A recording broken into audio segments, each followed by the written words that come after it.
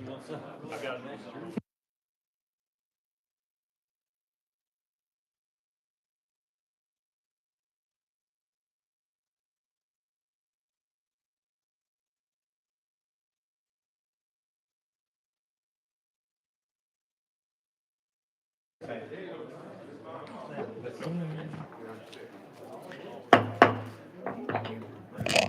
Good afternoon. I'd like to call the Finance, Ways and Means Committee to order for March 22nd, 2022. Madam Clerk, would you please call the roll? Representatives Campbell, Camper, Crawford, Faison, Freeman, Gant, Garrett, Gillespie, Hawk, Hicks, Hodges, Lamberth, Lynn, Miller, Ogles, Sexton, Shaw, Sparks, Todd, Whitson, Williams, Wendell, Zachary, Vice Chairman Baum, Chairlady Hazelwood. Madam Chair, you have a quorum. Thank you, Madam Clerk. Do we have any personal orders or announcements? Chairman Whitson, you're recognized. Thank you, Chair Lady. I'd like to recognize a young lady in the back row there. I met 52 years ago at Giant Foods. I got her phone number, and we've been married 48 years. And I knew she was the right one because when I went to pick her up on our first date, she had to push start my car. And so if she got in the car, I knew she was the right one after pushing it, and she did. So welcome, Pam. Stand up and say hi.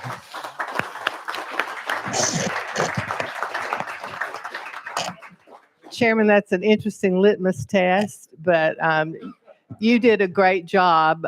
My friend Pam has, as you and I have discussed with her, she has been your assisted living caregiver for 48 years now, and she's done a remarkable job at it. Are there any other personal orders or announcements? All right, we have 13 bills on the calendar today, lucky 13, and those will be followed by hearing and presentation and testimony related to pre-K programs.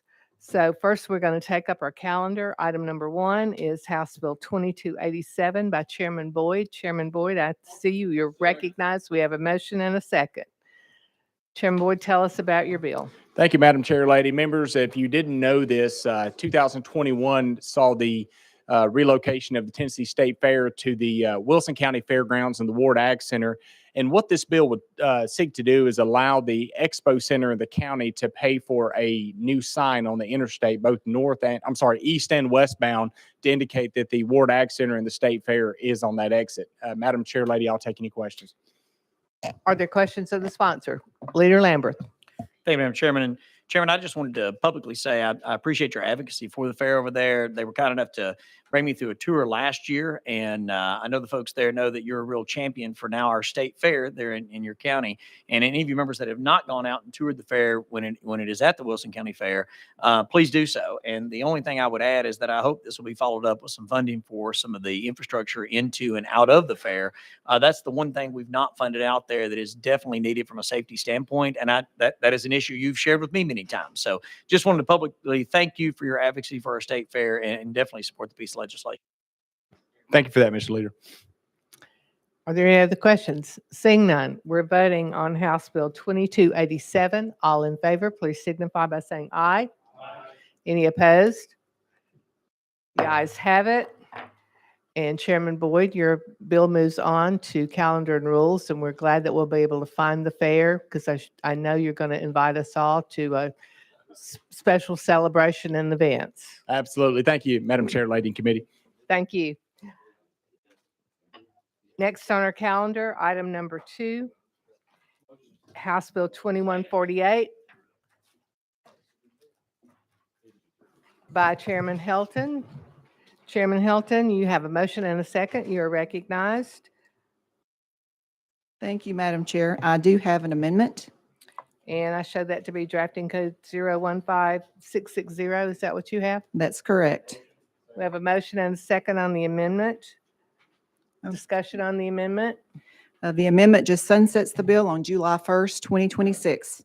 You've heard the explanation of the amendment. Any questions on the amendment or any further discussions? Seeing none, we're voting on Amendment 015660 being attached to House Bill 2148. All those in favor, please signify by saying aye. Aye. Any opposed? The ayes have it, and the amendment is attached. Chairman Helton, please explain your bill as amended. House Bill 2148 creates the Tennessee Center for Nursing Advancement within East Tennessee State University to address issues of nursing workforce needs and makes other related changes. You've heard the explanation. Are there questions? Chairman Williams. Thank you. Chair Lady Helton, I just want to say thanks for this bill. This bill is a byproduct of a huge demand for nurses across the state. I'm looking forward to ETSU working with local partners to try to help us figure out how to solve this problem. And so I know the administration, you and Leader Lambeth have worked really hard on this bill. And so I look forward to seeing the results as they report back to us in the upcoming years. Thank you, Mr. Chairman. Any other questions or comments? And I will note for the record, we do have a funding letter to take care of the financial obligations of this bill. Seeing no further questions, we are voting on House Bill 2148. All those in favor, please signify by saying aye. Aye. Any opposed? The ayes have it. House Bill 2148 moves on to calendar and rules. Thank you, Madam Chair and Committee. Item number 3 on the calendar, House Bill 2472 by Chairman Powers. We have a motion. We have a second. Chairman Powers, you're recognized. Thank you, Madam Chair. House Bill 2472 is going to aid many organizations throughout the state that would like to raise money to support our local charities. They're currently prevented from raising funds until 5 years after getting their 501c3 or 501c19 designation. House Bill 2472 simply lowers that blackout period from 5 years to 3 years. You've heard the sponsor's explanation. Any questions? Seeing none, we're voting on House Bill 2472. All in favor, please signify by saying aye. Aye. Any opposed? The ayes have it. House Bill 2472 moves on to calendar and rules. Thank you, Madam Chair. Thank you, Chairman Thank you, Powers. Committee. Item number 4 on our calendar at the sponsor's request. Without objection, we are rolling 2 weeks. Roll 2 weeks. Item number 5 on our calendar, House Bill 1979. Chairman Bricken. Chairman Bricken, you have a motion and a second. You're recognized. Thank you, Madam Chairman. This bill extends for 1 year the reduction in charitable license fees to $10 at the request of our Secretary of State. You've heard the sponsor's explanation. Chairman, I'd just like to thank you and the Secretary of State. I think this is going to help our not-for-profits across the state as they continue, many of them, to deal with the after effects and the ongoing effects of the pandemic. So we appreciate the Secretary of State's willingness to continue to help them out in this way. Seeing no further questions or objection, we're voting on House Bill 1979. All in favor, please signify by saying aye. Aye. Any opposed? The ayes have it. Moves you, Chairman on and to Committee. calendar and rules. Item number 6, House Bill 192 by Representative Wright. Representative Wright, you have a motion and a second. Thank you, Madam Chair. This is House Bill 192. Is to generate a report by the Department of Revenue on the expense of collecting sales tax. I believe that's the amendment that we need to, that you're describing. The drafting Amendment code Is 01526. That's what I have. Drafting code 013526. All in favor of the amendment, please signify by saying aye. Aye. Any opposed? The amendment is attached. Now, Representative Wright, if you want to repeat your explanation. The amendment which makes the bill is to generate a report by the Department of Revenue on the expense of collecting sales tax. You've heard the explanation. Any questions? You all are a very quiet group today. Without objection, we'll be voting on House Bill 192. All in favor, please signify by saying aye. Aye. Any opposed? The ayes have it. House Bill 192 also moves on to calendar and rules. And Representative Wright, stay in place because we have you next on our calendar, House Bill 1959. Do you have a motion? Have a motion and a second. Representative Wright, tell us about House Bill 1959, please. House Bill 1959 is a result of the study by the Education, Recovery, and Innovation Commission, which will allow State College of Applied Technologies to offer partnership with high schools in their county to offer advanced degrees while the high school student is still in high school. Representative Shaw. Thank you, Madam Chair. I think I understand this. It's same as dual enrollment, 12th grade, come out of, go to applied technology while in 12th grade, come out with a degree, maybe to go to work. That basically. That's the basic principle, yes. Thank you, sir. Leader Lambert. Thank you, Madam Chairman. And does it allow for or require them to partner with the local high schools? I was trying to look at the language of the amendment to see the distinction there. The distinction is trying to do away with how does money change hands? It allows partnership. In other words, both parties have to get together to do this. It does not require, there is no requirement made.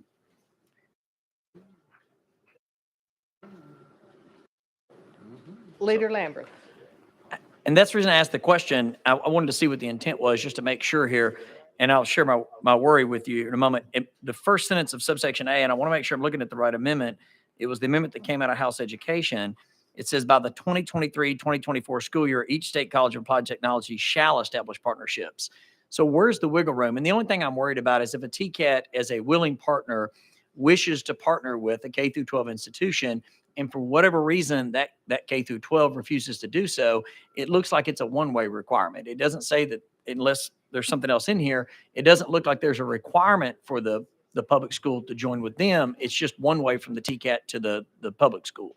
That's correct. It is one way. It would then be considered one way. The reason for the amendment is to make sure that local LEAs did not have to contribute money to the TCATs. The TCATs are funded outside of this study. Representative Wright, there seems to be some confusion perhaps, and I know that we have Lou Hanneman from THEC is on our list. If without objection, we could go out of session and ask him some of these clarifying questions if you're good with that. Most certainly. All right. We're out of session. Please identify yourself for the record. Yes, ma'am. Thank you, Madam Chair. Lou Hanneman with the Tennessee Higher Education Commission. And so the reason for the amendment was the original language had TCATs required to contract with LEAs. Okay, so all of our TCATs are encouraged to partner with LEAs writ large. But what this is doing is requiring TCATs at a minimum to partner for the purpose of early post-secondary opportunities, other apprenticeships, work-based learning opportunities, requiring them to, at a minimum, partner with LEAs in their home counties. From a public policy standpoint, we've been kind of bandering around this notion of TCATs in every county. We're probably never going to get there just fiscally. This is an opportunity to leverage a lot of what we've done in our LEAs around CTE equipment, new facilities, infrastructure, instructors, and so forth. Let the TCATs take advantage of that for the purpose of these early post-secondary opportunities. Leader Lambert. Thank you, and that's very helpful. It just, again, the language of the amendment, and I'm sure somebody has looked at this before I did, but there's nothing that I see in there that requires the K through 12 institution to also cooperate in that partnership. I mean, it just read like there's a one-way partnership here where you all, and again, I completely support this. I think it's a great idea, and there should be those partnerships. So it's probably fine just to watch and make sure that everybody is working well with each other. I can't imagine that there will be a school system out there, but I mean, I know there are some K through 12 schools and high schools that have their own CTE programs that are really good, but sometimes there's some territorial turf that comes with that, where if the TCAT's doing a similar program, I just want to make sure that it actually works, so there are partnerships. Are you confident that it will? Absolutely. And I think particularly in taking into account all of the other areas in which TCATs and LEAs are beginning to, and if you've noticed, the big lottery bill moving through, a huge component of that is wrapped around this notion of expanding CTE, dual enrollment, and other, dual credit and so forth. I think we're ripe for partnerships. it's time. So I think this will put us in that right direction. And if we need to come back and look at that later, we're good with that. Thank you, Madam Chair. And Mr. Hanneman, forgive me if you said this. Give me a broad brush definition of partnership. What are we talking about in this instance? So what we're talking about is early post-secondary opportunities. Okay, so these are opportunities for high school students to, in the process of pursuing a high school diploma, whether you are focusing on career and technical education or, a traditional pathway, to take advantage of opportunities to partner, with instruction from a TCAT or a community college to then get post-secondary credit. So that when you're graduating high school, you are ahead of the curve, if you will. And so all of those, and this basically comes down to, for TCAT purposes, dual enrollment and dual credit. Both of those are opportunities to get that post-secondary credit ahead of graduating. Okay. And thank you, Madam Chair. And the other language in there talking about the potentially having a TCAT in each county within the state. I think you and I started talking about that 12 years ago. So I know that's been around for a long time. So I just want to make sure that we understand what these partnerships are, what they mean, and the benefit to the students. So thank you, Madam Chair. Are there further questions while we're out of session? Chairman Williams. Thank you. Mr. Hanneman, I guess for me, I feel like we're beating a dead horse here, but I just want to clarify what you're trying to do as a policy for THEC is require your entities to go out of their traditional spheres of communication to communicate with LEAs in hopes that they might be able to develop a partnership. We're not requiring that they do that. We just want to facilitate that through this bill. Is that correct? Yes, sir. I think that we're always pretty cognizant that, we don't like to impose language on K-12, but our higher education partners, need to be invested in this and be pushed in this direction. Thank you. Other questions? Seeing none. Thank you, Mr. Hanneman. We are back in session. The question has been called. All those in favor, please signify by saying aye. Any opposed? The ayes have it. Representative Wright, thank you for bringing this legislation. It's important, I think, that we in Tennessee do all that we can to get our Tennessee students ready for the workplace and careers as quickly as possible. And I think this will be a step in that direction. So thank you. You're on to calendar and rules next. Thank you, Madam Chair, and thank you, committee. Item number 8, House Bill 2180. Chairman Baum. Chairman Baum, you're recognized. You have a motion and a second. Thank you, Madam Chair. In 2012, Tennessee created the Retail Accountability Program, which requires wholesalers of alcoholic products to report to the state how much they're selling to retailers. And then in 2016, this program was expanded to wholesalers of non-alcoholic beverages, food, and candy. They would also have to report to the state the goods that they're selling to retailers. The state has used these reports to help identify goods on which sales tax is owed. But this program is set to sunset on July the 1st of 2022 this year. This bill would extend this program for 3 more years to July the 1st of 2025. All right, Chairman Baum, I believe you have the amendment that rewrites the bill, and I think that might be what you just described, but we did not get that amendment on the bill. We need to do that. The amendment is drafting code 014170. Is that what you show? That's right, yes. All right, we have a motion and a second. Any questions? Questions has been called on the amendment. All in favor, please signify by saying aye. Aye. The amendment does pass. It's now attached to House Bill 2180. And you heard Chairman Baum's explanation of the amendment, which makes the bill. Are there questions for him? Question has been called. All those in favor, please signify by saying aye. Aye. Any opposed? The ayes have it. House Bill 2180 moves on to calendar and rules. Chairman Crawford, to my left, I just couldn't see him down there. We have House Bill 2514. You have a motion and a second, and Chairman, you're recognized. Thank you, Madam Chair Lady. This particular bill will do a few different things. One, it was brought to me by the city of Bristol. It's for the nonprofits. This will allow festival goers to carry alcohol across the state line, but only during the TABC and Virginia ABC sanctioned events. It creates a designated area to where they can have their alcohol, and has to be within that area. It has to be approved by all the TABC, their rules and regulations. And we would like to have this done. Virginia has already done it. We'd like to do it on Tennessee, so we don't have people drinking on one side of the street and going to jail on the other side. So if we could do this, this would be great. Thank you. You've heard the sponsor's explanation. Yeah. And I'm sure most of us have been to Bristol, but it is an interesting place when you make one footstep and you're in a different state. That happens in places near where I live as well. Are there questions on the bill? Seeing none, we are voting on House Bill 2514. All those in favor, please signify by saying aye. Aye. Any opposed? The ayes have it. House Bill 2514 moves on to calendar and rules. Item number 10 on our calendar, House Bill 2353, Representative Garrett. Thank you, Madam Chair. This is my annual trust legislation bill brought to me by the Tennessee Bankers Association. And what happened, it's actually reached calendar and rules.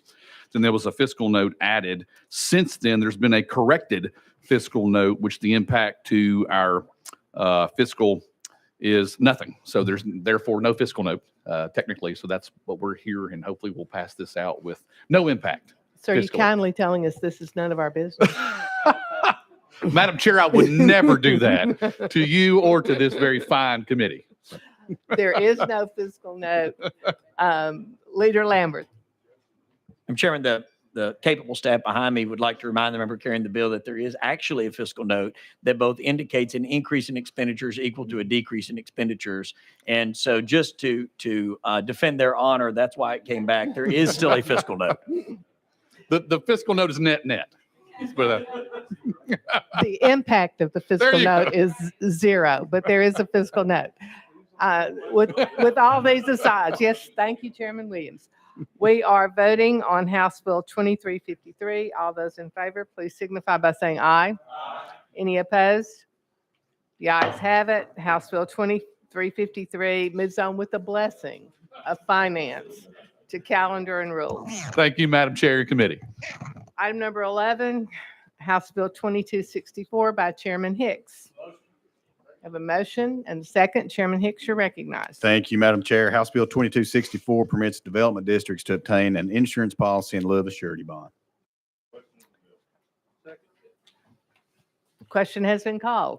Seeing no objection, we're voting on House Bill 2264. All in favor, please signify by saying aye. Aye. Any opposed? The ayes have it.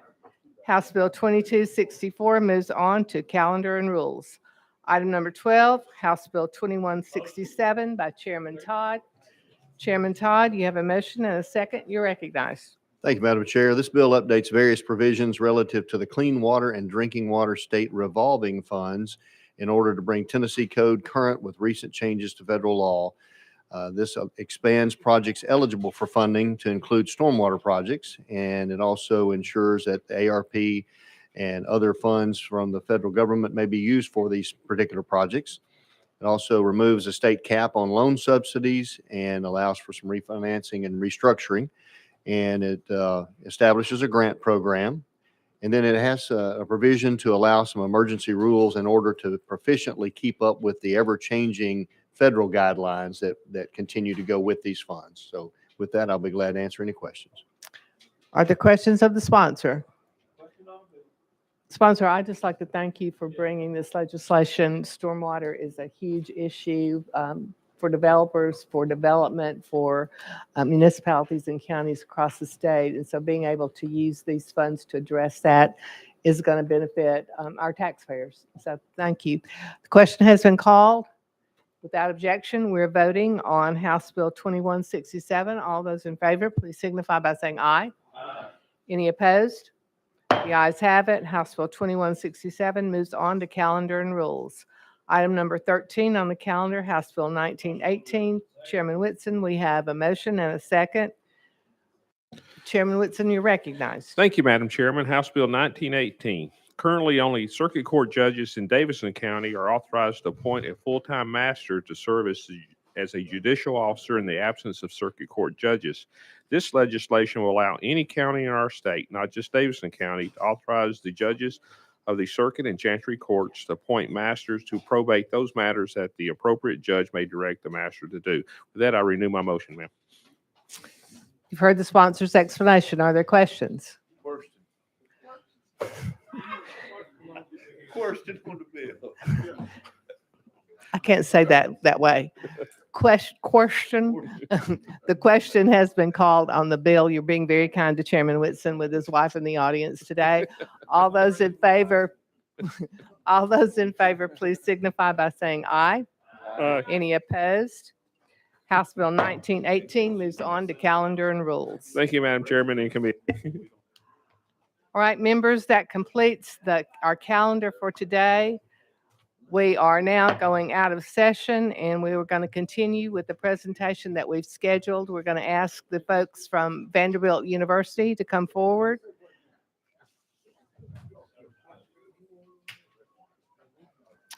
And members, the documents from this presentation are available on your dashboard, so you can see them on the screen and on your dashboard.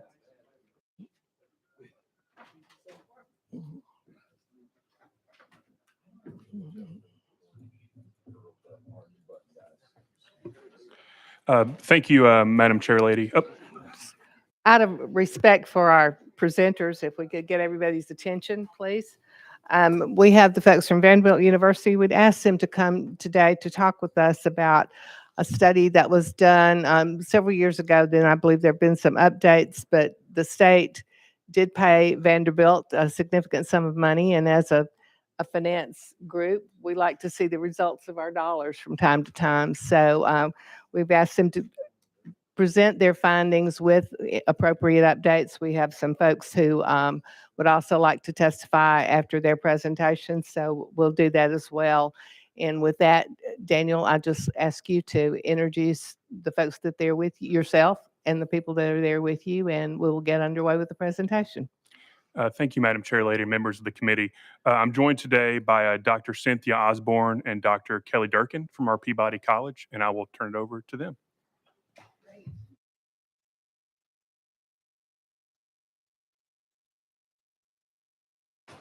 There we go. Well, good afternoon, and thank you, Madam Chair and committee, for inviting us to come and share this information. I'm actually very new to Vanderbilt and to Tennessee, so I'm actually excited to be here. And I have the privilege of directing the Prenatal to 3 Policy Impact Center at the Peabody College, which studies how we can ensure that children get off to a healthy start and thrive. And pre-K is one of the central components of that. I'm going to take just a few minutes to give a broad overview of why pre-K matters in this early learning environment. And then Dr. Durkin is going to share the more details of the study that she was so intimately involved with. So the science of the developing child, which is based on our brain science and other sorts of medical science, indicates clearly that our earliest experiences shape our lives. That the prenatal to age 5 period development is the most sensitive and rapid period of development for our brain across our entire lifespan. More than a million neural connections are made per second in this earliest years, such that 90% of our brain is formed before we begin kindergarten. So it's at that point that our brain is really expecting all of this input. Our brain is the only organ in our body that is not fully formed when we're born. Our hearts and lungs and livers are all just miniature, replicas of what they will become as we age, but they will function just the same. But the brain is different. The brain is not a blank slate. It's a supercomputer waiting to be charged. And our environment is what charges that supercomputer. And it's actually looking for different stimuli at different periods of development, especially in those first early years. And what this graph shows is where that peak plasticity occurs, where that peak time in which our brains are saying, please program me in a way that I will understand my environment. And so there's times for vision, for language development. But this prefrontal cortex, the higher executive functioning, good decision making, good citizenry, all of that is taking place by the time that we are 3 to 5 years old. That is the time in which it is expecting those inputs. And the way that it gets those inputs is through nurturing relationships and engaging with our environment.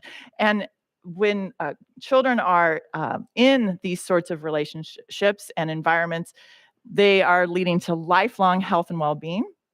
However, when children are not, and they are suffering from neglect or other sorts of severe adversity, we actually can see the damage that it's causing to the brain, that their dendrites are not firing and the brain neural connections are not being made. And so what we have been able to show is that the gray matter, the stuff in your brain that really demonstrates the higher executive functioning and better brain activity, is higher among children who are in higher resourced environments, which are usually more engaging and making sure that they are able to get the stimulation that they need. This graph shows it by socioeconomic status, but the same thing happens when children are in high quality learning environments. And so states have taken this information. Tennessee has been one of the leaders across the country in investing early in children's development because it's made a huge difference. It has a huge return on their investment. And we're going to talk more, Dr. Durkin is going to go into details about the program that was originally funded and how it's changed over time. But it's been an important part of children's early development, that it's focused on this learning through play and engaging relationships.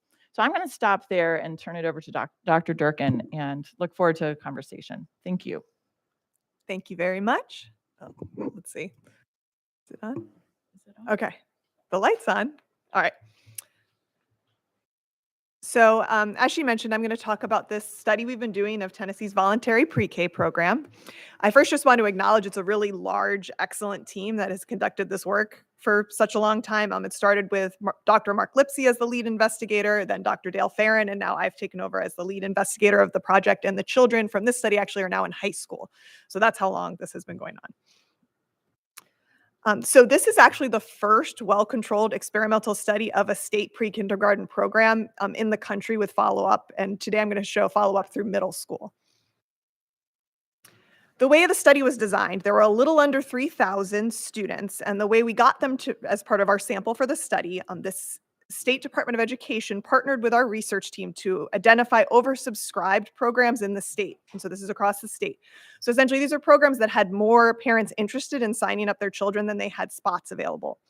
So what we were able to do is get the lists of students who had applied from those programs, randomly order them, and then the programs went down the list in that order to give out the spots that were available. So this is how we got these randomly assigned spots, so that we had really nicely balanced groups between those students who got in and those students who didn't. And they were controlled for things like parental motivation for signing them up and resources to sign them up for pre-K. They're also really balanced in terms of the demographics of the two groups. And so for this full sample of almost 3,000 kids, we're able to track them through the state data system. There's a subsample of students, a little over 1,000 students, that we also were able to assess each year with our research team. And this allowed us to get some earlier measures of things like achievement and ratings of behavior from teachers that wouldn't be available in the state data system yet. And I think it's important to note that it's the nature of the longitudinal research. These students attended pre-K in 2009 and 2010. And there have been changes to the program made that I'll talk about later, that this is different from the current program that's operating today. But this is when these students were in pre-K. So a little background history, the program started in 1998 with a really small pilot program, and then the legislation was created in 2005 to create the statewide program. These are a bunch of characteristics about the program, and I'm not going to walk through all of them, but I'm just going to highlight a few that I think are particularly good to attend to. One is that this is a targeted program. It's targeted to students who are eligible for free and reduced price lunch. Also, the majority of classrooms, 93%, are found in public schools, which results in them being a full school day and a full school year. And then also just to note, this program met 9 of these 10 quality benchmarks that this early education group NEAR puts out. And the current program is in the top 25% of that group's evaluation standards. And so I'm going to go through the details of the findings in a minute, but first I just wanted to give an overview summary of what the results show us. So one is that at the end of the pre-K year, students who had attended VPK had better test scores and higher ratings from their teachers than the students who had not attended. However, at the end of kindergarten, the non-VPK students had caught up to the VPK students. And then by the end of 3rd grade, the VPK students scored worse than the non-VPK students on TCAP tests and had more school suspensions. And those differences are continuing when we look through 6th grade, which is what this most recent paper that came out was investigating. And as a note, the study design as it is, the results can't explain exactly why the non-VPK students caught up, but we have some ideas about why that may have happened. So to now get in the nitty-gritty details, this is a graph, and all the graphs here are going to have some details that some of you may care about: effect sizes, significance values. If you don't care about that, I'm just going to focus on the general patterns. And across all of the graphs, I'm showing the red group are the VPK participants, and the blue group are the VPK non-participants, essentially the kids that didn't go to VPK. And so this first graph is looking at their achievement scores from the pre-K year. And so at pre-test, that's showing you that the two groups were basically on average about the same in their achievement test scores. And by the end of preschool, the red group, the VPK participants, were scoring significantly better than those students who hadn't attended. We kept doing this same battery of tests through 3rd grade. And so this is extending, that little box is what I just showed you, but extending out through 3rd grade now. The bottom line of this graph is showing age. And so at age 6, which was the end of kindergarten for these students, the VPK students went up a little bit, but the non-VPK students went up a lot and essentially caught up to them. And then the groups were about the same moving forward. And then that was for our subsample. When you look at that full sample of almost 3,000 kids, we were able to get test scores then once they were in 3rd grade from the state. And we see that the VPK students score significantly lower on the state achievement tests than the non-VPK kids on math and science. And that difference continues into 6th grade, and now reading is also significantly lower for the students who went to VPK. Another outcome we looked at were disciplinary offenses. So this will be school suspensions and expulsions. Fortunately, these are pretty low occurring in the early grades. And so the way we measured this was looking at offenses over time cumulatively. So have you ever had a suspension from kindergarten through whatever grade we're talking about on this graph? And so that's why over time you get this big up and up and up. But you can see that by 5th and 6th grade, there was a significant difference between the groups, such that the students in VPK were having more disciplinary offenses than the students in the control group. A lot of this was driven by what we call school rule violations. So those are things like not following the dress code, talking back to a teacher. Although in 6th grade, we were starting to also see a significant difference on more major violations like bullying and fighting and bringing a weapon to school. We also looked at special education placements for the sample. And so here we saw that, not surprisingly to us, the VPK students had significantly more special education placements in kindergarten, which wasn't surprising just because they had an extra year in school to be identified for special education. But then that difference has persisted over time, such that in 6th grade, the VPK students still have a significant higher number of special education placements than the non-VPK students. And so from the same study team related to this work, we've also looked at the importance of quality of what happens after pre-K.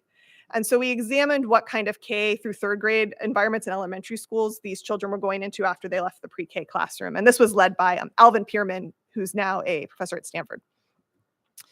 And so what those results showed was that VPK participants significantly outperformed these non-VPK kids in 3rd grade achievement if they went on to have both highly effective teachers and high quality learning environments after VPK. And the thing that was important there is that it had to be both. If you just had some high quality teachers or you just had a high quality school, that wasn't enough. To be able to see this benefit of VPK, you had to have both of those things. And what was really striking to us in this paper was that only 12% of our sample experienced that kind of environment with at least one high quality teacher and a school making expected yearly academic gains. As a reminder, these are all students who were in low income households in pre-K, and most of them continue even now to be in households that would be considered low income. And so I think it's just important to note that sometimes I think pre-K might be way too heavily as a single strategy for solving some really complex problems, and we need to be thoughtful about what's happening to these kids in these K-12 environments as well. And so these are just some thoughts I've had with some steps forward based on the results of this study. So one is that Tennessee is the only state with a randomized control trial of its statewide program with these kind of long-term outcomes. So in research circles, that's really lauded because that's kind of the gold standard for this kind of research. And we're the only statewide program that has investigated this at all in this way. As a result of the first set of negative findings that came out, the Tennessee Department of Education used that to take steps to improve the program, which resulted in the Pre-K Quality Act of 2016, and we're responsive to that research. That did a whole bunch of things, but these are just some highlights of things it did. It created a shared definition of quality. It supported curriculum implementation. It reduced the number of approved curricula from 37 to 3, so that it would be focused on what would be considered higher quality curricula. And they shifted to a competitive grant application based on program quality. So you had to show evidence of quality and moving towards high quality to receive your money. And it's really an open question about what exactly the effects are of the current VPK program. And I think that would be really important to study and evaluate and could be really impactful to show this is what the results were. Here's how the program changed. Here's what's happening for children in that program now. I also think it really gets us to think, okay, what are the high quality experiences that will benefit children before they get into school? What do we want those experiences to look like? And, research has shown using this guided play approach to create opportunities for more complex skills. So getting kids talking to each other, problem solving, that kind of thing, using guided play seems to be more beneficial than just focusing on basic foundational skills in a more didactic way. And these guided play experiences are what higher income families tend to seek out for their children. They're looking at things like Montessori and nature-based programs and these kinds of things. So how can we think of the high quality programming that would benefit all children that want access to it? And related to that, in building these higher level skills, I think we need to give more support in pre-K and beyond to help teachers think about opportunities for creating higher level, more complex student-teacher conversations. A study recently from North Carolina showed that in their rural programs, only 4% of the day did children have this kind of back and forth, more complex, higher level conversation with their teachers that involved back and forth at least 3 times, as opposed to just a close-ended, what color is the bear's shirt? Red, great, let's move on. I'm trying to engage in more open. Research has also shown those may be the things that are most important to help children's learning. And then I know the state's working on this right now, but there's also been emphasis on thinking of how to increase alignment across pre-K and the early grades in a developmentally appropriate way. So thinking about how can we create a coherent experience for children as they go through pre-K and the rest of our education system, both in terms of instruction, but also in terms of environment. And I think we just want to caution that we don't end up pushing down where we expect a 4-year-old to sit still in whole group instruction like third graders sometimes are asked to do, but thinking about how we can make those experiences more coherent. And so there's a lot more information about the study on this website, and that's my contact email if people don't get a chance to ask all their questions today that they would like to ask. Well, thank you, and thank you for adhering to our time guideline. I know that there are questions already, and as I said, we do have a couple of other people who are going to come up and speak shortly, but because I won't speak for the rest of the committee, but my mind is sometimes short, so let's ask questions about what you've spoken about before we move forward. And Chairman Williams, you're recognized. Thank you guys for coming. This is actually the second time I think someone's reported since my tenure here, so it's exciting to see. I guess I have a couple of questions. The first being in slide 13, this is where you first show the pre-test versus the post-test as it relates to the variant between voluntary pre-K and and the subgroup that obviously didn't go. Would you say from a statistical perspective that that variant of 4 points, if you will, or 0.05% is greater than the subcategory? I guess the question is to me, as a guy who didn't make good grades, probably like you, that doesn't seem like a huge variant to me. What is that? Do you consider that from a statistical analysis a huge variant when it technically looks like 3 or 4%? Yeah, without bogging you down in the technical details, I totally understand what you're saying, and that's a really good question. It is statistically significant, and we do think it's practically significant because the way this particular test is designed, the expected kind of variance where you could be considered below average in a significant way is 15 points. And so a 5% gain is actually what we call a third of a standard deviation, but it's a good chunk of the gain. So it is meaningful to us because of how these scores are scaled, as opposed to other kinds of tests where if you're on, a test you get in your math class, a 95 versus 100, a 70 versus 75, that doesn't really make much of a difference. Here it does. Okay. Can I continue? Chairman Williams. Thank you. For the record, I haven't heard the word standard deviation in 25 years, but thank you for that. But on slide number 14, I did think this is interesting where you draw the data out all the way to 9 years old. It looks as if, those two groups kind of come back together around third grade. I guess when you got to your later findings at the end, it was kind of a narrowly drawn if this, then that as it relates to results. Were you surprised at all by that same standard deviation by the time you got to 9 years old, that there is a small gap between those who didn't go and those who did go? Does that surprise you? To me, a simpleton looking at this, that is kind of pretty amazing. Would you agree with that, or? Yeah, so I think that's right. I wasn't actually even on the team yet. I used the royal we, but the study team was really happy when they saw and expected to see this bump after pre-K. There's really good evidence that lots of programs have shown a short-term benefit of pre-K right away. I think the team was disappointed by the catch-up effect. And then we were surprised that we started seeing this shift that you then see reflected in these state test scores in third grade, where we do see the control group performing statistically significantly better. And we were not expecting that. Yeah. Okay, and then this is my final question. On graph 17, it shows the variant as it relates to these two groups, as it relates to behavior. I thought it was interesting. Do you think that the behavior challenges associated with those that go to that is directly relatable to the improvement of those who maybe not have been in school or have fatigue as it relates to school? Because usually in the Williams household, when somebody's kind of misbehaving, it's because something's out of whack or the norm has changed. Do you think that those two are related in any way, or do you think they're just two totally different subcategories of one another? Yeah, I do think they're related, and we can only speculate on what might have caused this difference. But one thing we have thought might be a possible cause is, particularly when the program was enacted here, if you have a lot of focus on basic skills, things which are important, but not that hard to learn relative to other things, like learning your ABCs. There are only 26 letters in the alphabet. Learning to count, those kinds of things. And then we see a sometimes redundancy of that same information in kindergarten. So I'm a kid that went to pre-K. Now I'm going to kindergarten. I'm learning those same things that are these more basic foundational skill. So I may start getting bored. I may start acting out. And so it may have led, depending on what happens to them then when they go in this K-3 environment, which a lot of them we know were not attending high quality programs necessarily after pre-K either.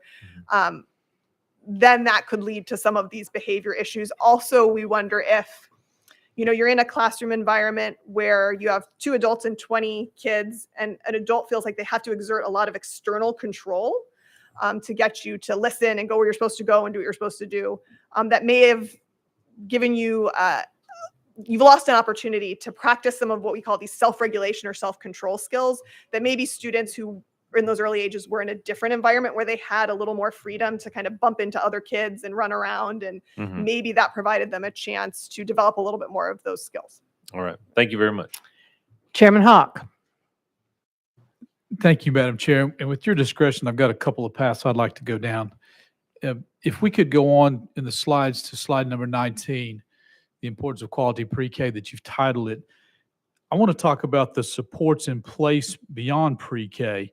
And that middle paragraph is very intriguing to me in that we're saying that voluntary pre-K participants continue to outperform non-participants in third grade, which is contrary to what we've heard in the overall study. The caveat, the if they have both highly effective teachers and high quality learning environments. That's where we've dropped the ball, is that point right there. And the next paragraph, only 12% of the sample, we're talking 1 out of 10 got the necessary supports they needed after they got this pre-K to maintain or achieve at the level that the other kids in the study got. That's what's alarming to me. Can you address that or talk a little bit about that, please, ma'am? Sure. Let's see if I can turn this on.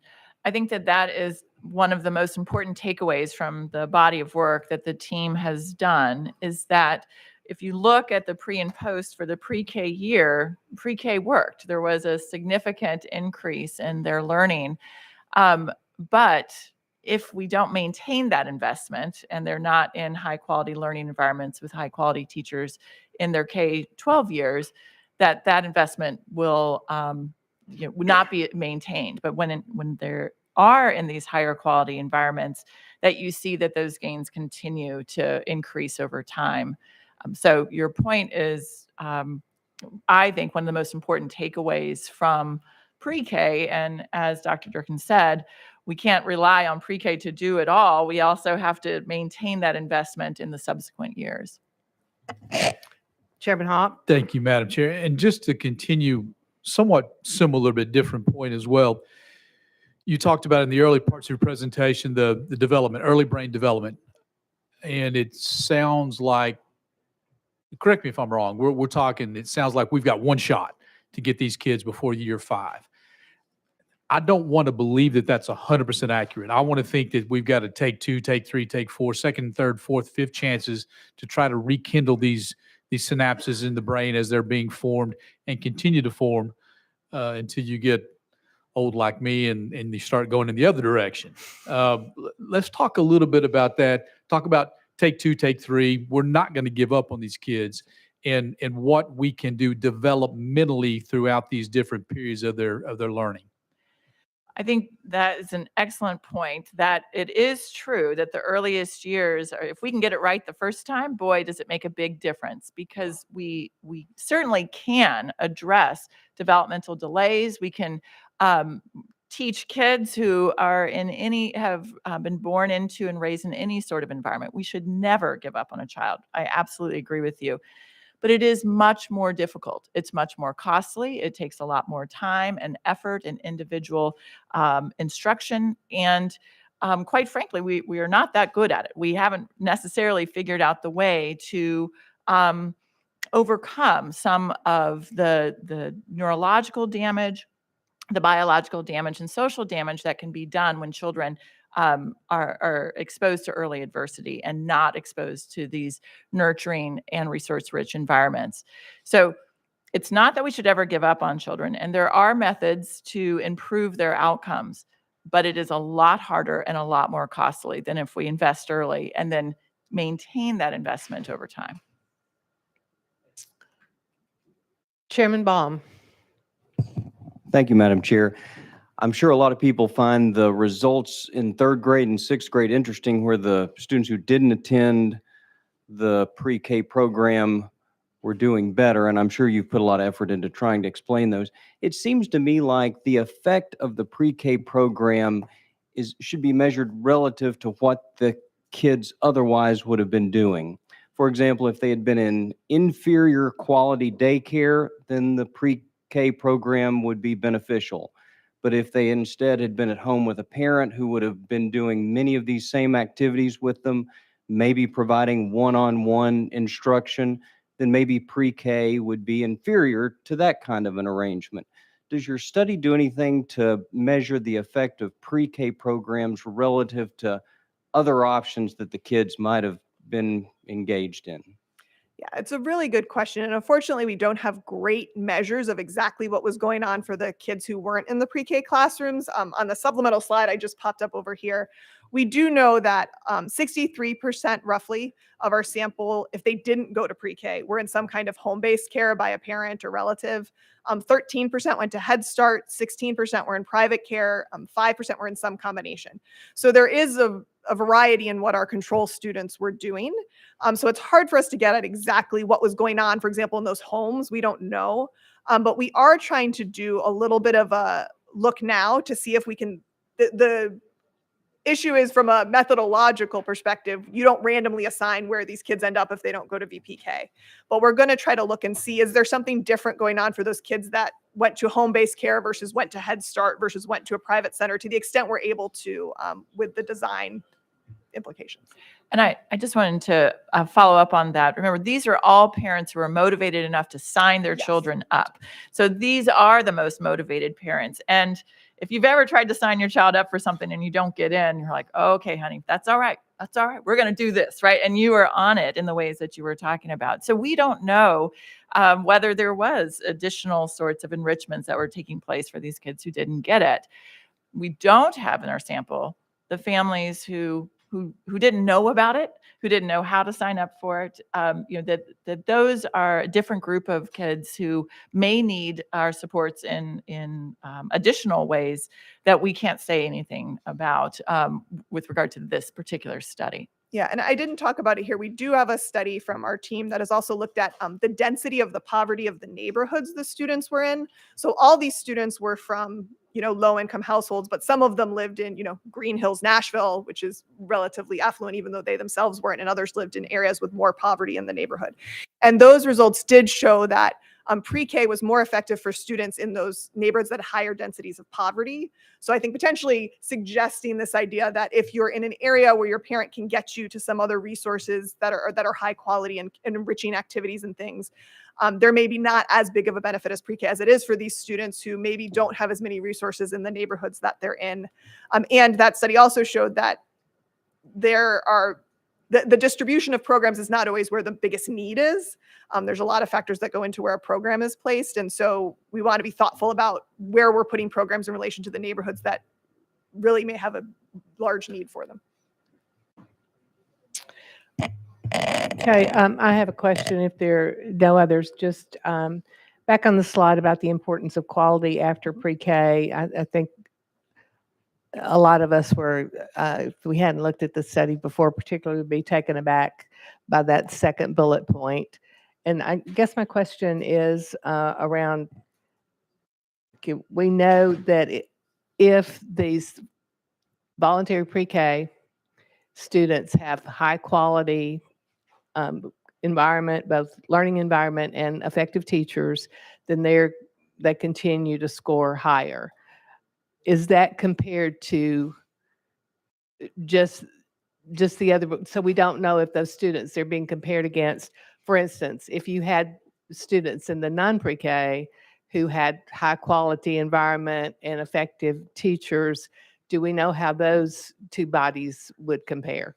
Yes, that's a really good question. It was not explained well. So essentially the way this study worked, what that finding really was, it said, okay, if we take this small group, this 12% of kids who, went to a place that had a high quality environment and they had high quality teachers, and that 12%, what happened if you went to VPK or not?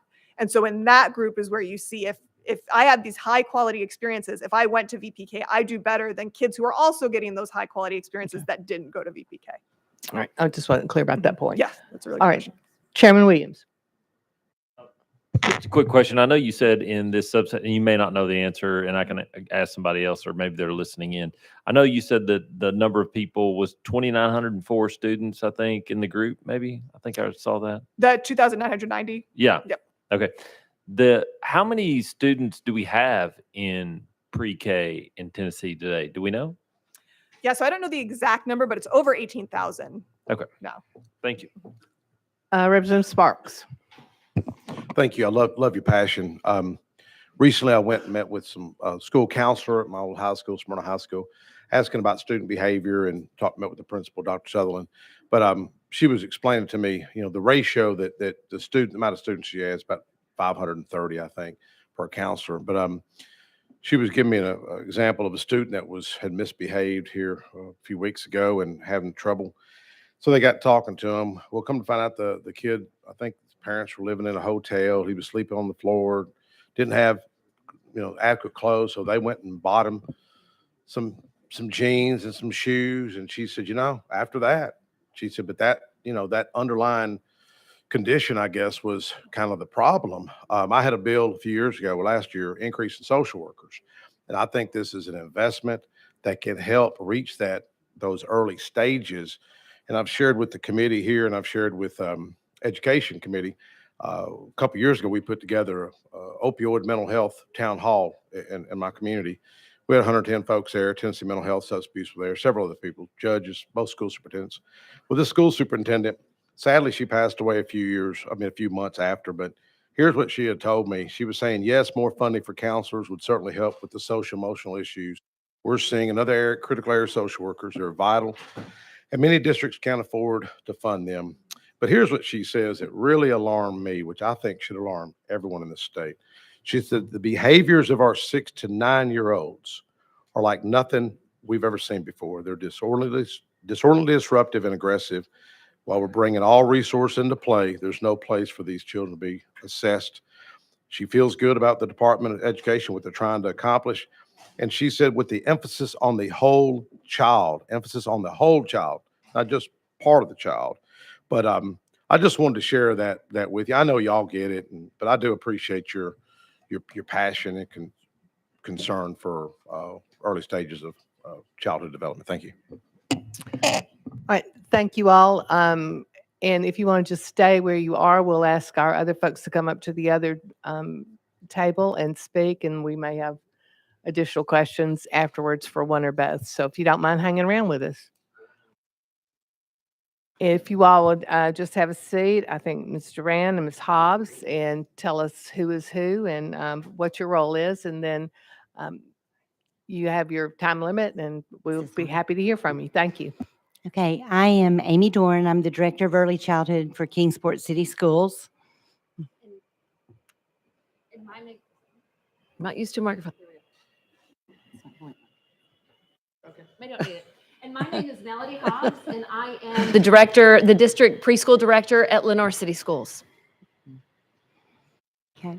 Thank you. Just please feel free to begin to share whatever it is you'd like Okay. for us to know today. Okay, well, thank you for having us. We're happy to be here. I had the privilege to come about a week and a half ago and speak, so some of you may have heard this already, and I'll keep it a little shorter. But I am with Kingsport City Schools, and we're very fortunate in Kingsport to have a very, very high quality pre-K program. We have about 200 children in our voluntary pre-K program, but about 600 kindergartners.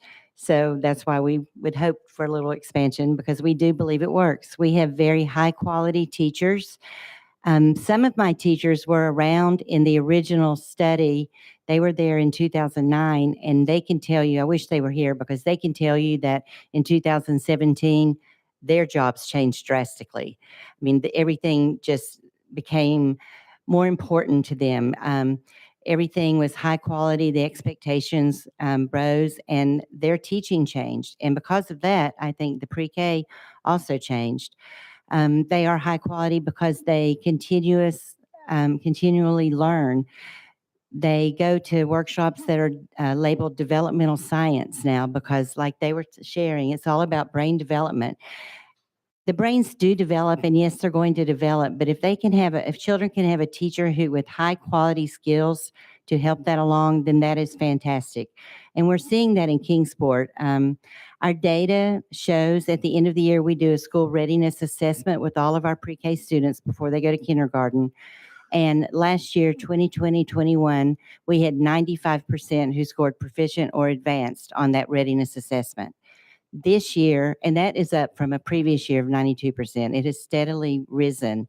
And I think a part of that is because of the Quality Act and the things that the teachers are doing to better themselves.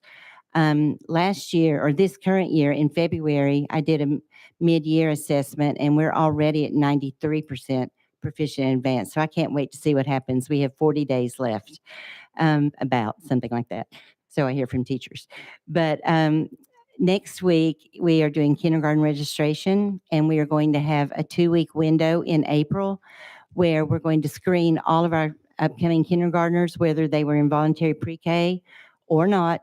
So I will have some data that I will be happy to share with you, because these will be kindergarten teachers doing the screening, and they will have data, and it will tell us, did they go to a community school, preschool, a church preschool, a voluntary pre-K, or nothing. So we will have some strong data from that, and I'll be happy to send that to you.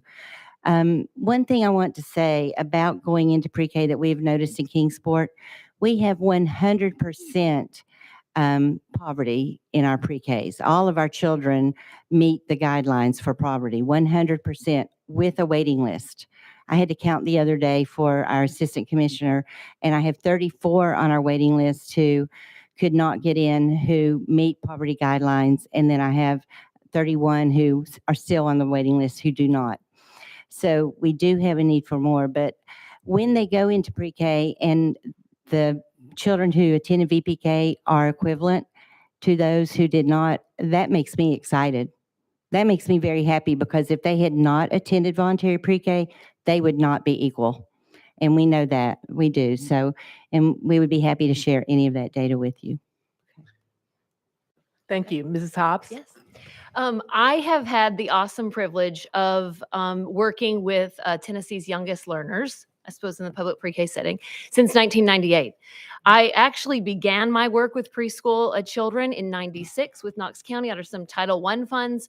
And when Lenore City applied for some grants, that began the pilot program in 1998. They recruited me, and I have been there ever since. But my life's work has been in the area of preschool and kindergarten age children. And so I have lived this entire process or history of preschool evolution in our state is something I have lived. I've also lived the stories of children's and families' lives who've been touched by preschoolers. And when I'm in my community that I teach in, I'm seeing police officers, nurses, mechanics, grocery store workers that were my former preschool students. I even adjunct for a community college in East Tennessee, and I have been privileged to be the child's first teacher in preschool and her first teacher as she entered into community college. Community college or preschool changes children's lives. And one of the factors that we have in our particular program is involving the families. We believe in that interaction between teachers, children, and families, and that I've seen families move out of poverty. I've seen them own their own homes. I've seen them get college degrees. Many of our parents are able to go back to school once their children are in preschool, and they report that to us. Our small city is underserved. We don't have that many places for children to be able to attend. And if there are some there, they're unaffordable. And so once families can enroll their children in preschool, it allows them some flexibility. 25% of the families report being able to go back to work once their children enter preschool. Likewise, and this is an even more important piece in my mind, is that 97% of our families report their growth in their own ability to support their children throughout the school years. Now, to me, that's huge, because 1 year of preschool, I want to claim we are the shining light for the community workers in my city. But ultimately, it has come back to our relationships with families and their ability to support their child through the educational system and advocate for them. So that's a huge piece in our program. We are a program that has been around since the very beginning. And as Amy, a good friend of mine, has already illustrated, in 2016, the whole world changed. And it is true. It did. And not so much in what we did in our practice in Lenore City, because we believe children's play is the most important vehicle through which they learn about the world. And we kept hold of that particular foundation. But what happened in 2016 is our accountability measures have changed. And I love what the researchers have told us about the interactions. Currently, one of the assessment tools that we're using to define quality in our programs is the class tool, and that tool is a tool that measures teacher-child interactions and child-child interactions. And using that data helps support continuous growth with our teachers, because we can use that data and tell teachers where to push in on some of these interactions and how to grow and professional development and those types of pieces. So I'm a huge advocate. It's been my life's work. I thank you for the support that you provided for preschool. I thank you for the families of Lenore City whose children have been through preschool and who are now active members of our community. Thank you, directors. We do have some questions. Leader Lambert. Thank you, Madam Chairman. And I was listening to your presentation as I was outside. I apologize to step out. And I know you're very excited about this, and y'all do a fantastic job there. Here's kind of my question on this. So we have quite a few federal programs that provide for daycare programs, and we have the ability here in this state to elevate those, especially just before kindergarten, to in essence the same standard as some of our higher quality pre-K programs. How many of the students that are coming through the pre-K program that we pay for on the state level would also be eligible for some of those federal funds? And just rough estimate. I'm just asking for your instinct and kind of opinion. I'm not looking for exact numbers. I don't know if this answers your question or not, but in terms of numbers, I don't have those. But I can tell you the only other federal funding that I have in Kingsport City is through Head Start, and that may be what you're talking about. The beautiful thing about that is we have a collaboration with Head Start and our voluntary pre-K. And the way it works, Head Start provides a facility, a building. They help out with our assistant, but we as a school system provide a certified teacher who has the knowledge and skills and continued learning. And we also provide the curriculum, which is guaranteed and viable, that the state gave to us. So it's a great partnership. We're also, by doing that, we're accountable to Department of Human Services as well as Department of Education. Leader Lambert. Thank you, Madam Chairman. And so if you're partnering with them already, then is it at least a fair assumption that the majority of the children that are in your voluntary pre-K program are at least eligible for the Head Start program? If we're utilizing federal funds on that, then I would assume anyways, we're in compliance with all of that and that most are eligible. Yes, they would be. They would fall under the same guidelines. The difference is the accountability that we got back to, the Quality Act. In our Head Start building that we are in, we partner with another county, and the county programs do not have certified teachers. They don't use the curriculum. So it's all about the quality. Yeah, I will say one thing. It's my understanding, and I don't know, Amy, but it's my understanding that VPK extends the income levels. So Head Start is really a program that's for families that are below a certain income level. In order to qualify for VPK, we have a sweet spot, and it is just above what Head Start's income and right up to free and reduced lunch. And so that's the next level of children. That's my understanding of who qualifies for the program as compared to Head Start. Now, there are some intermingled programs for sure. That was part of the expansion policy when we expanded. If you all remember that, maybe some of you do, some of you don't. But when we expanded, we were able to partner with Head Starts or private childcare facilities. That was a possibility. The money was funneled through LEAs. What really happens there is Head Start is regulated under a different set of regulations, just like Amy is talking about. But their income levels are just below what we can take, what qualifies for VPK, if that makes sense. Leader Lambert. Thank you, Madam Chairman. And it absolutely does. And I knew we'd extended those income levels up. At some point, I'm sure we could look at how many children fall into both of those categories. And I'm sure someone has those numbers. But it just is something I wanted to at least highlight because I agree with you wholeheartedly. I mean, we've never really increased those Head Start standards to have certified teachers, to require the same level of programming.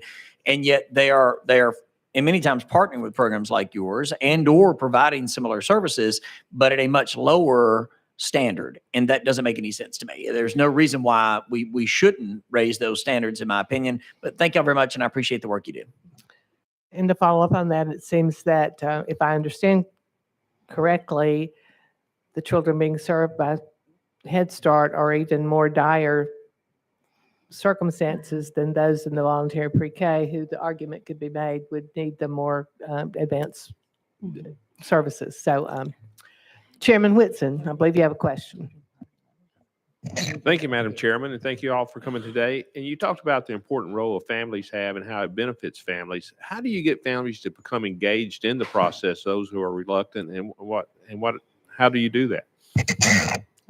You know what? That's tricky. That is part of the work. That is part of our work. I will say that as families do register or sign up their children for preschool, we are clear with our mission statement, and that is that it's a partnership, it's a collaboration between school and home, and that relationship is important. Those interactions are spelled out in our mission statement, so families know that they are making a commitment to us just as much as the state of Tennessee and Leonard City Schools is making to them. We do not provide transportation in our district, and so that right there is a commitment for families that they bring their children every day and pick their child up. And in that process, we're able to build relationships with these families at drop-off and pickup times, and really hone in on some key relationships and really keeping the child at the center of that relationship and building those relationships that I believe are foundational. I have had, you can imagine, I've got 28, 29-year-old children who are now adults, right? That were in my first cohort in 1998. If we think of it, they were preschoolers in 98, and some of them have graduate degrees and whatnot. I have seen many of them come back, and some of them come back with their parents. That's the relationship that we build in the preschool years. It's that important to us. And to be specific, we do have some rules and regulations that we have to follow. All of the parents must attend an orientation. It's required. And then we do either a home visit, which we hope to do, but if they don't want us to come to their home, we're happy to host them at the school. And there are a few requirements they have to participate in order to be part of the program. So that helps. We also do parent events. We teach them about school because a lot of our parents don't want to come into the school because of fear. Maybe they didn't have a good experience or whatever. So we think that's part of our mission. In addition to teaching their children, we're teaching the parents. And by doing so, when they get to kindergarten, they'll be take a more active role in their children's learning because really they are the first teachers. So it's very important that we partner with them. Thank you. Thank you, Madam Chairman. Were Dr. Durkin and Dr. Osborne, did you have anything you wanted to? I saw some head nodding, so I didn't know if you had anything to offer. I was just agreeing in the importance of the family engagement. We know that that is one of the highlights to high quality programs for all the reasons that you said. And so it's just always great to see research in real life, reinforced in real life. Preschool education is not conventional by any stretch of the imagination. If you saw the clothes that I wear every day, because not only do I direct and lead the program, teach some classes in community college and beyond at universities, I'm also in the classroom. Yesterday I was with a group of 4-year-olds, and tomorrow I'll be back with them. The knees of my jeans are worn out, and the toes on my shoes, if you look at them, the toes on my shoes are also worn out. It is complicated work. There is nothing easy about it, and there's nothing that can just be written in a curriculum and just followed. It has been my life's work. I continue to advocate for it, and I'll advocate for the next generation of preschool and kindergarten teachers who understand play as the vehicle for children's learning. I don't have any further questions on my list, so I want to thank all of our presenters today for your time. You've given us a lot of things to think about. I think you have underscored for me a bias that I've had for a long time. I think the most important thing that we can do for students in Tennessee is provide quality teachers. Without that, I'm not sure all of the other things that we do are just not going to be able to make up for the lack of quality teaching. So, and that's at any grade level, whether we're talking pre-K, kindergarten, or K through 12, or postgraduate for that matter, or post-secondary. But at any rate, I am, again, thank you for the research document, for your contact information, and we thank you for we recognize what we got for our money, and that's always good too. So again, members, or anything for these kind great folks before Chairman Williams. Thank you, Chair Lady. I recognize I'm out of order, but I would just like to recognize Daniel Colbreth and here, used to serve here on staff, and I've wanted to pick on him a little bit because he didn't say a word today, so that's awesome. So thanks. Yeah. Well, he spent a long time with Gerald McCormick. He never had an opportunity to develop the ability to talk. Thank you all for being here. Thank We you very are much. back in session, and with no further business, our committee is adjourned.